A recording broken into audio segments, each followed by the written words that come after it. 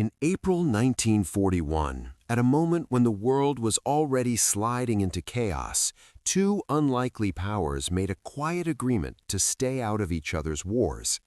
The Soviet Union and Japan signed what became known as the Soviet-Japanese Neutrality Pact. On paper, it was simple. Both sides would respect each other's borders and avoid conflict. But beneath the signatures, neither side truly trusted the other. For Japan, the pact meant security on its northern frontier, allowing its military planners to focus southward towards Southeast Asia and the Pacific. For the Soviet Union, it was a temporary shield, buying time as Europe moved closer to total war. Within just weeks, that calculation proved essential. In June 1941, Nazi Germany launched Operation Barbarossa, the largest invasion in history, forcing the Soviet Union into a brutal fight for survival. The Neutrality Pact with Japan ensured that Soviet forces in Siberia would not be tied down by a second front. Yet even during this uneasy peace, both sides prepared for the possibility that the agreement could collapse at any moment. Intelligence reports, troop movements, and border skirmishes kept tensions alive. Soviet commanders watched Japanese positions in Manchuria closely, while Japanese strategists debated whether to strike north into Siberia or continue expanding into the Pacific. In the end, Japan chose the south, but the option of war with the Soviet Union was never completely abandoned. By early 1945, the global balance of power had begun to shift dramatically. Nazi Germany was collapsing under the weight of Allied offensives, and the Soviet Union was emerging as a dominant force in Europe. It was during this turning point that world leaders gathered at the Yalta Conference. There, behind closed doors, a crucial decision was made, one that would shape the final phase of World War II. Joseph Stalin agreed that the Soviet Union would enter the war against Japan, but this was not an immediate commitment. Stalin promised to declare war within 3 months after Germany's defeat. In exchange, the Soviet Union would gain strategic advantages in East Asia, including influence over territories lost decades earlier. It was a calculated move, one that balanced diplomacy, revenge, and geopolitical ambition. When Germany finally surrendered in May 1945, the countdown began. Despite the agreement, the Soviet Union did not rush into action. Instead, it moved with precision and secrecy. Massive troop formations were transferred across thousands of kilometers from Europe to the Far East. Entire armored units, artillery divisions, and air forces were quietly repositioned. Railways stretched to their limits as the Soviets prepared for a campaign that would be swift, overwhelming, and decisive. At the same time, Japan's situation was deteriorating rapidly. Its navy had been crippled, its air force weakened, and its cities increasingly vulnerable to bombing.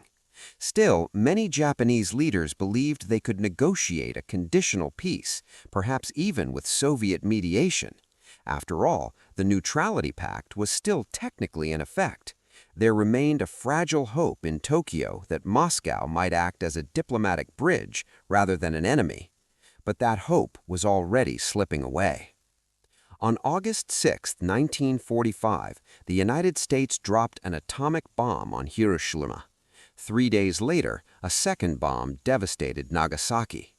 The atomic bombings of Hiroshima and Nagasaki introduced a terrifying new reality, one that shocked the world and stunned Japanese leadership. Yet, even in the face of such destruction, the question of surrender remained unresolved within Japanese government. For Stalin, however, the moment had arrived. The atomic bombings did not deter Soviet plans, they accelerated them.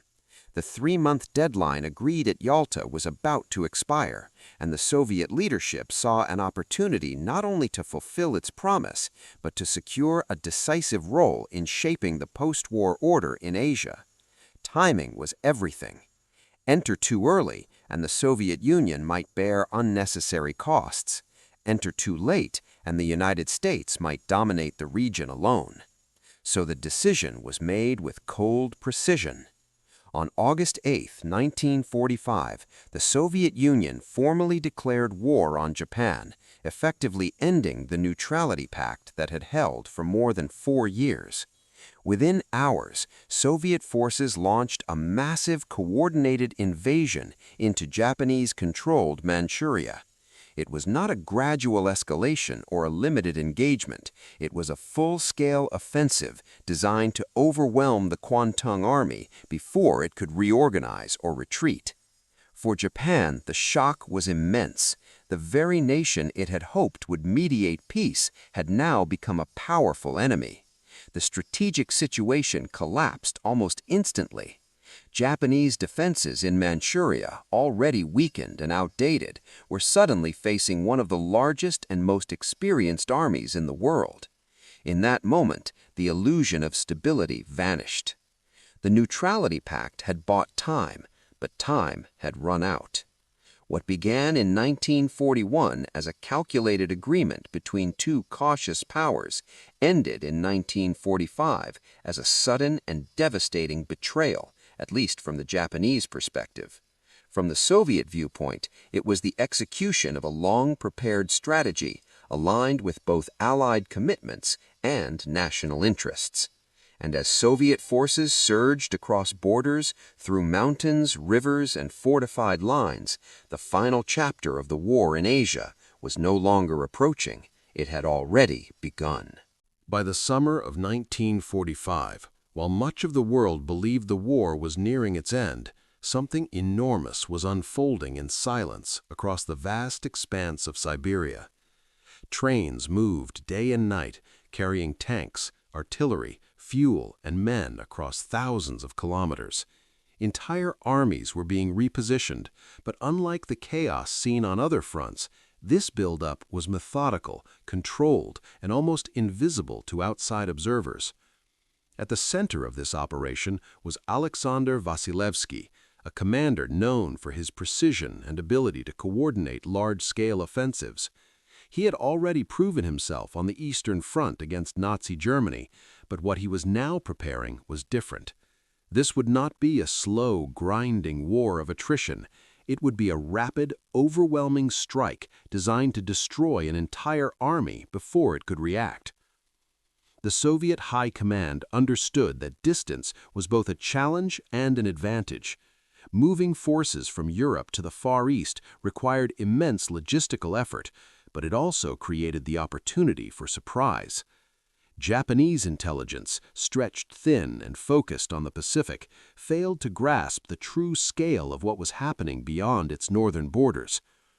Over weeks, more than 1 million Soviet troops were quietly concentrated along 3 massive axes. In the west, forces gathered in Mongolia, preparing to strike across terrain the Japanese believed was nearly impassable. In the east, armies assembled near the Ussuri River, facing heavily fortified Japanese positions. And in the north, additional formations waited along the Amur River, ready to cross into Manchuria at the decisive moment. This was not just a buildup of manpower, it was the movement of an entire war machine. Thousands of tanks and self-propelled guns were transported across continents. Artillery pieces, some of the largest ever deployed, were positioned with careful planning. Aircraft were relocated to forward airfields, ready to provide constant support once the offensive began. Supply depots were established, fuel reserves stockpiled, and communication lines secured. Every detail was calculated to ensure that once the attack started, it would not stop. Secrecy was critical. Soviet planners used deception on a massive scale, camouflage, radio silence, and misleading troop movements to conceal their intentions. Units were often moved at night, and false signals were sent to confuse any potential observers. Even within the Soviet ranks, many soldiers did not know the full scope of the operation until the final days. Across the border, the Kwantung Army stood as Japan's primary defensive force in the region. Once considered one of the most elite formations in the Japanese military, it had been steadily weakened over time. Experienced units had been transferred to other fronts, replaced by newly mobilized troops with limited training. Equipment shortages became increasingly severe, and much of what remained was outdated compared to Soviet armor and firepower. Still, the Japanese command believed in its defensive strategy. Manchuria had been heavily fortified over the years. Defensive lines stretched across the border regions, reinforced with bunkers, trenches, and artillery positions. The plan was based on depth: slow the enemy at the frontier, then fall back to stronger positions further inland, buying time for reinforcements or a strategic response. On paper, it was a solid concept. In reality, it depended on conditions that no longer existed. What Japanese planners did not fully anticipate was the scale, speed, and coordination of the Soviet preparations.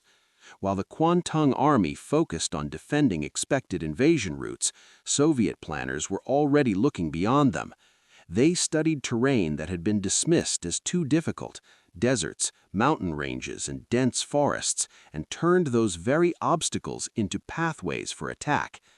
The goal was not to push the enemy back step by step, but to break through, encircle, and collapse the entire defensive system in a matter of days. Meanwhile, time was running out.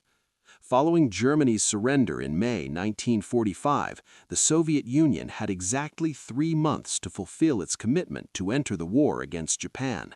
That deadline was not just a political promise, it became a strategic clock. Every train movement, every supply shipment, every troop deployment was synchronized with this timeline. As August approached, the final pieces fell into place. Frontline commanders received their orders. Maps were finalized, objectives assigned, and attack routes confirmed. Units were positioned just kilometers from the border, waiting for the signal to move. The scale of coordination was immense. 3 major fronts, each with its own objectives, all designed to strike simultaneously and overwhelm the enemy before it could adapt. For the soldiers, there was a growing sense that something unprecedented was about to happen. Many had fought in Europe and witnessed the brutality of the war against Germany. Now they were preparing for a new campaign, in a new environment, against an enemy they had not yet faced on this scale. On the Japanese side, there were signs of concern, but not enough to trigger a full alarm. Reports of Soviet troop movements were noted, but often underestimated or dismissed. The idea that the Soviet Union could launch a massive offensive across such vast and difficult terrain seemed unlikely to many commanders. That assumption would prove catastrophic, because what was coming was not just another offensive. It was one of the largest and most carefully orchestrated operations of the entire war, a campaign built on speed, surprise, and overwhelming force, a strike designed to shatter an army before it even had time to understand what was happening. And when the moment came, it would begin all at once, across thousands of kilometers, turning months of silent preparation into a sudden and unstoppable storm. In the early hours of August 9, 1945, without warning, the silence along the vast Manchurian frontier was shattered. Artillery opened fire across multiple sectors, aircraft roared overhead, and Soviet forces surged forward in a coordinated assault unlike anything the Japanese command had anticipated. This was not a probing attack or a limited offensive. It was a full-scale invasion, launched simultaneously across thousands of kilometers. The plan was built on one critical idea: speed would be more decisive than sheer destruction. From the west, Soviet forces of the Trans-Baikal Front advanced out of Mongolia, driving toward the heart of Manchuria. Their path led straight through the Greater Khingan Mountains, a region long considered a natural barrier. Japanese planners believed these mountains would slow any large force to a crawl, making them an unlikely axis for a major attack. But the Soviets had prepared for exactly this. Mechanized units, supported by engineers and logistics teams, pushed through terrain that seemed impossible for tanks and heavy equipment. Roads were carved where none existed. Supply lines stretched behind advancing columns, maintaining momentum at all costs. Instead of slowing down, the Soviet advance accelerated, emerging from the mountains into the open plains beyond, completely bypassing the strongest Japanese defensive zones. At the same time, from the east, Soviet forces launched a direct assault against fortified Japanese positions near the Ussuri River.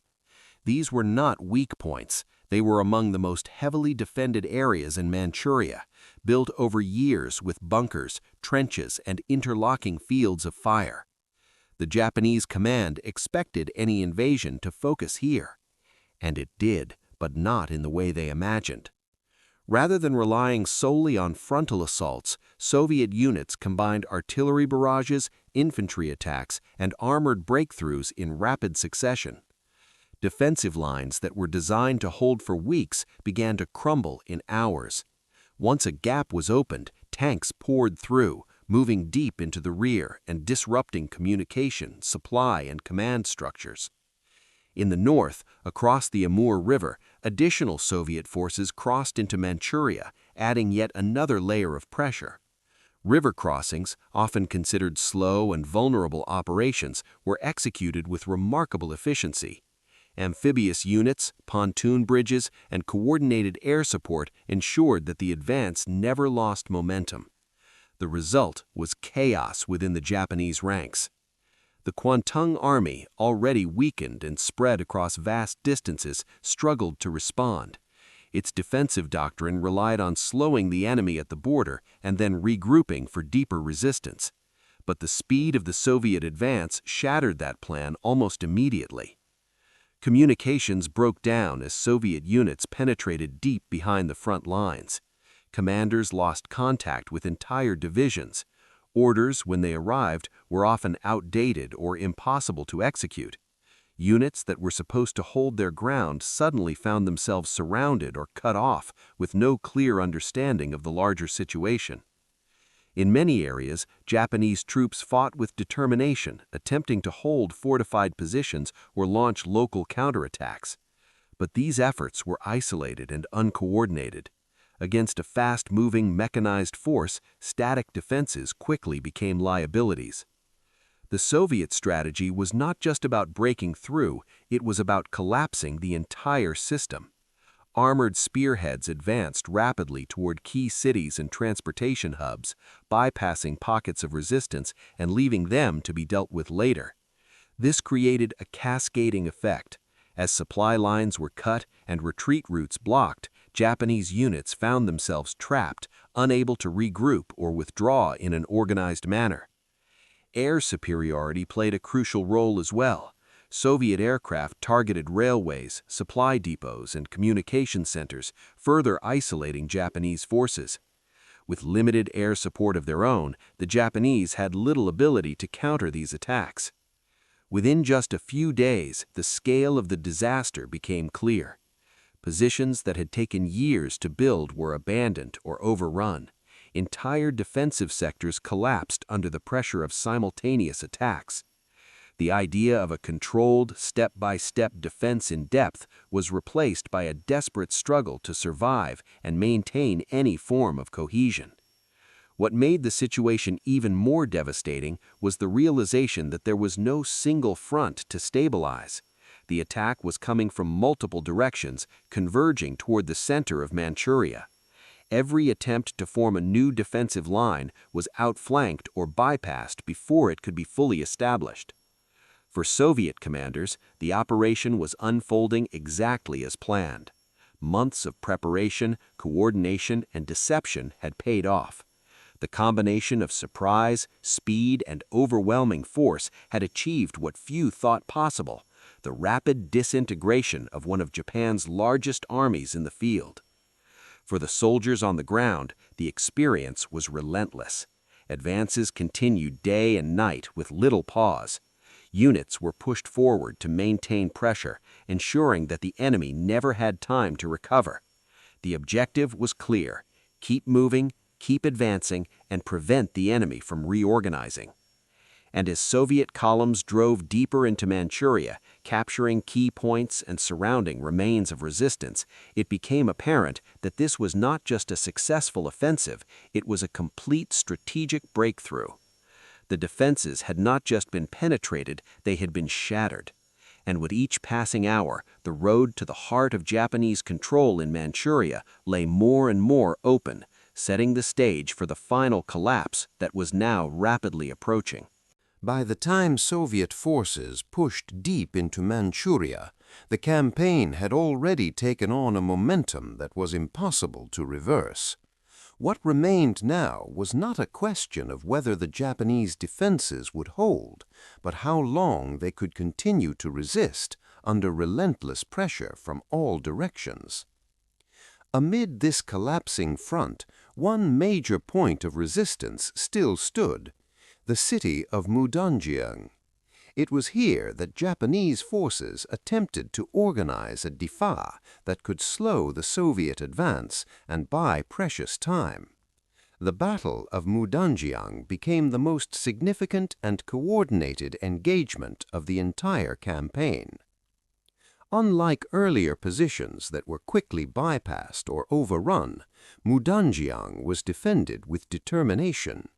Japanese units, including some of their remaining experienced alkuat, prepared for a stand in and around the city. Defensive lines were established along key approaches, supported by artillery and fortified positions designed to absorb and disrupt Soviet attacks. For the Soviet command, this was an obstacle, but not one they intended to allow to slow the overall advance. Instead of halting their momentum, Soviet forces applied the same principles that had already proven effective: pressure from multiple directions, constant movement, and the use of overwhelming firepower. Infantry, armor, and artillery were coordinated in tightly timed assaults, while additional units moved to flank and encircle the Medina. The fighting was intense. Urban combat, by its nature, eliminated many of the advantages of speed and maneuver that the Soviets had relied on in open terrain. Streets became contested zones, buildings turned into strong points, and every prodvizhenia required careful coordination. Japanese defenders used the terrain to their advantage, launching counterattacks and attempting to slow the Soviet push wherever possible. But even here, the larger strategic situation worked against them. While the battle for Mudanjiang continued, Soviet forces elsewhere were advancing rapidly, cutting off routes of reinforcement and retreat. The city was not an isolated battlefield. It was part of a much larger encirclement that was tightening with each passing day. Japanese units fighting in the area were gradually being surrounded, their options shrinking as Soviet forces pushed deeper into their rear. At the same time, along the great rivers that defined the region, Soviet operations continued without pause. Crossings of the Amur and Ussuri were expanded and reinforced, allowing more troops, vehicles, and supplies to flow into Manchuria. What had begun as initial assaults across water barriers now turned into sustained logistical lifelines, feeding the offensive and ensuring that it would not lose momentum. Engineering units worked continuously, constructing bridges, repairing damaged infrastructure, and maintaining supply routes under difficult conditions. These efforts, often overlooked, played a decisive role. Without them, the rapid advances seen in the early days of the invasion could not have been sustained. For the Japanese command, the situation was becoming increasingly fragmented. Communication lines were breaking down across the entire theater. Orders issued from higher headquarters often failed to reach front-line units, and when they did, they were frequently outdated. Commanders on the ground were forced to act independently, making decisions based on limited information and rapidly changing conditions. Some units attempted organized withdrawals, hoping to regroup further south. Others remained in place, either unable to move or determined to fight to the end. In many cases, formations were simply overtaken by events, cut off, surrounded, and isolated without any clear path forward. The Difa in depth that had been carefully planned over years was no longer functioning as intended. Instead of a controlled fallback through successive defensive lines, the Japanese forces were experiencing a cascading collapse. Each portiernaya pozicja exposed the next, and with Soviet forces advancing so quickly, there was no time to rebuild or reinforce. At Mudanjiang, the Enhia came not from a single decisive assault, but from the cumulative pressure of continuous attacks and encirclement. Soviet forces gradually broke through defensive positions, seized key Noktat Dakhil the city, and forced the remaining defenders into retreat or destruction. What had been intended as a Mazbut Aporny Punkt turned into yet another Nokta in Sepi collapsing resistance. Beyond the battlefield, the broader reality was becoming impossible to ignore. Japan was already reeling from devastating sabiti elsewhere, the destruction of its cities, the loss of its navy, and the shock of new and unprecedented weapons. Now, in Manchuria, one of its last major armies was being dismantled at extraordinary speed. For the soldiers still fighting, the war had become a struggle without clear direction. The larger strategy had unraveled, and what remained were isolated acts of soprachivlenia in a rapidly shrinking prostranstva. For the Soviet forces, however, the objective remained unchanged: advance, encircle, destroy. There was no pause after Mudanjiang, no moment to consolidate and reflect. As soon as resistance weakened, units were pushed forward again, continuing the drive deeper into Manchuria. The collapse of organized Japanese defense was no longer a possibility, it was already in progress. And with each passing day, as pockets of resistance were eliminated and key positions fell, the Enhia of the Kwantung Army was no longer a distant outcome. It was imminent. As Soviet forces continued their relentless advance through Manchuria, the final phase of the campaign unfolded with remarkable speed. What had begun as a massive, coordinated invasion was now turning into the complete dismantling of an entire military structure. The Kwantung Army, once considered a symbol of Japanese strength in Asia, was collapsing under the weight of continuous pressure. By mid-August 1945, Soviet armored units had penetrated deep into the Manchurian interior, capturing key cities, cutting rail lines, and isolating entire formations. What remained of Japanese resistance was fragmented and increasingly ineffective. Units that had once been part of a coordinated defense were now scattered, operating without clear orders or communication. In many areas, Soviet forces advanced so rapidly that they encountered little organized resistance at all. Japanese troops, cut off from supply and command, were forced into impossible choices: fight without hope of reinforcement, attempt to retreat through already compromised routes, or surrender.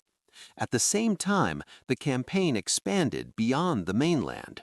To the north and east, Soviet operations moved into new territories.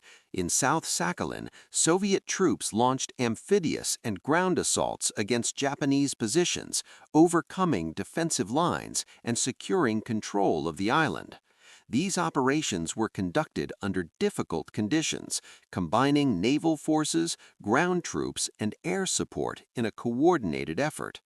Further east, attention turned to the Kuril Islands.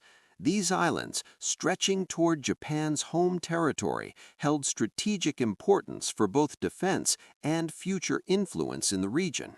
Soviet landings, though challenging, succeeded in dislodging Japanese forces and extending control across the island chain. Each of these operations reinforced the same reality: the Japanese position was no longer sustainable. Inside Manchuria, the final breakdown of the Kwantung Army was accelerating. Command structures had effectively ceased to function. Large formations no longer existed as cohesive units. Instead, there were only fragments, isolated groups of soldiers, often surrounded, often without supplies, and increasingly aware that the war was coming to an end. On August 15, 1945, Japan announced its intention to surrender following the decision of Emperor Hirohito. But on the ground in Manchuria, the fighting did not immediately stop. Confusion, delayed communication, and the speed of the Soviet advance meant that clashes continued in several areas even after the announcement. It was not until August 20, 1945, that the Kwantung Army began a more organized surrender. For many Japanese soldiers, the realization came suddenly. Orders that had once emphasized resistance and sacrifice were replaced with instructions to lay down arms. In some cases, commanders hesitated or resisted the order, unwilling to accept defeat. In others, surrender was carried out quickly, as troops recognized that further resistance would serve no purpose. For the Soviet Union, the outcome was decisive. In just 11 days, one of Japan's largest and most strategically important armies had been destroyed as an effective fighting force. The scale and speed of the victory reshaped the balance of power in Northeast Asia almost instantly. Territories that had been under Japanese control for years were now in Soviet hands, and the political landscape of the region began to shift. But the significance of the campaign went beyond territorial gains. The Soviet entry into the war against Japan, combined with the devastating impact of the atomic bombings, created a situation in which continued resistance was no longer viable. Japan faced not just defeat, but the prospect of complete destruction and occupation from multiple directions. In this sense, the events in Manchuria played a crucial role in the final decision to surrender. The war was over, but its consequences were only beginning. In the months and years that followed, the results of this campaign would shape the future of Asia. Power dynamics shifted, new alliances formed, and the early stages of what would become the Cold War began to take shape. The rapid Soviet advance into Manchuria, Sakhalin, and the Kuril Islands ensured that the Soviet Union would have a lasting influence in the region. What had started as a calculated decision made months earlier, rooted in diplomacy and strategy, ended as one of the most decisive offensives of the Second World War. A campaign defined by speed, surprise, and overwhelming force. And in just 11 days, it brought the final collapse of Japanese power in Northeast Asia, closing one chapter of history while opening another that would shape the world for decades to come.